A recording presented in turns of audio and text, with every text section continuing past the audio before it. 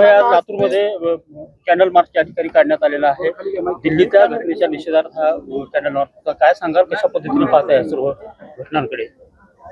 देशामध्ये आणि विशेषतः दिल्लीमध्ये जे चाललंय आणि विद्यार्थ्यांवर जो काही अमानुष लाठीचार्ज सरकार आणि त्यांच्या पोलीस दलांनी केला, त्याचा निषेध आज जगभर होतोय आणि त्या सगळ्या मनाला चटका लावून देणाऱ्या घटना आपण पाहिल्या. मनाला वेदना होत आहेत, अश्रू अनावर होत नाहीत आणि म्हणून आज एक भारतीय नागरिक म्हणून मी आणि लातूरचे अनेक आमचे नागरिक या ठिकाणी शांततापूर्ण मोर्चा या ठिकाणी निघाला आणि आम्ही सगळे सामील झालो त्यात.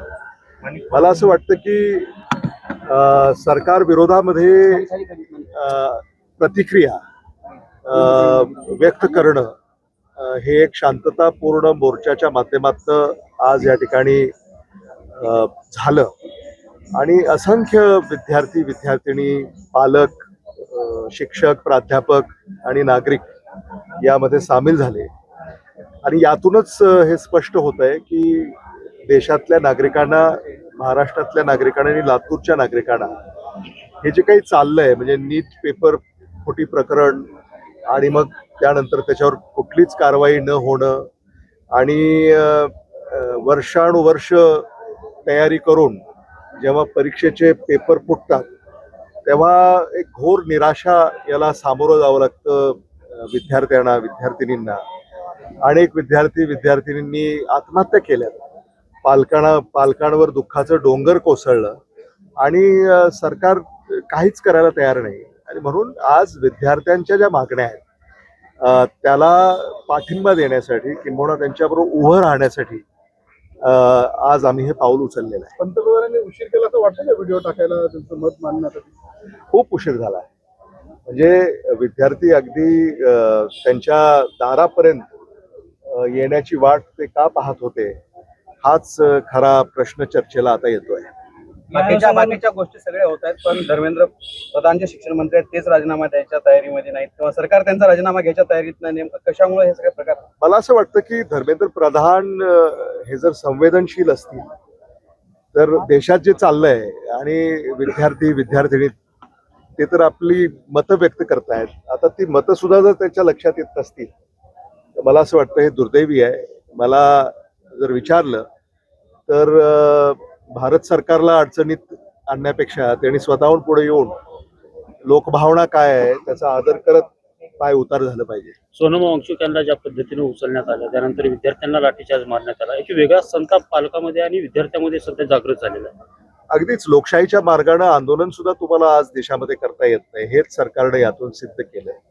आणि मला असं वाटतं की सोनम वांगचुक जे एक जागतिक व्यक्तिमत्व आहे आणि विशेषतः विद्यार्थ्यांमध्ये एक आदर्श म्हणून आपण त्यांच्याकडं नेहमी पाहिलेलं आहे. आता त्यांना देखील या सगळ्या गोष्टींना सामोरं जावं लागतं, हे मुळामध्ये दुर्दैवी आहे. आणि ज्या प्रकारे त्यांना उचलण्यात आलं एक षडयंत्रच होतं ते.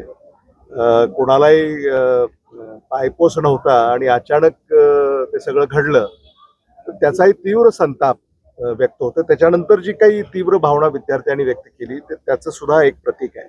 एवढा मोठा डंक कॉक्रोचचा लागेल असं वाटलं होतं का?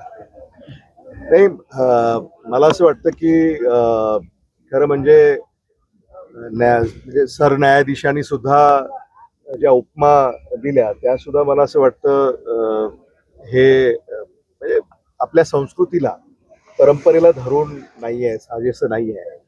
म्हणून त्याही व्यवस्थेवर आता विश्वास उडत चाललेला आहे.